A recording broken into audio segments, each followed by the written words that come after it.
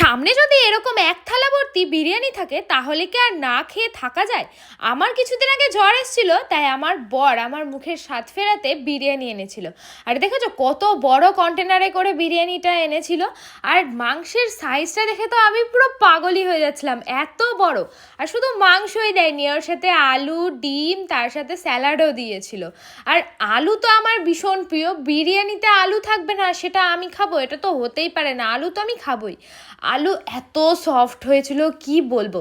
আচ্ছা, আমার মতো তোমরা কে কে বিরিয়ানিতে আলু খেতে পছন্দ করো জানিও তো। আমি তো প্রথমে আলু দিয়েই খেয়ে যাচ্ছিলাম, কারণ আলুটা এতটাই টেস্টি হয়েছিল।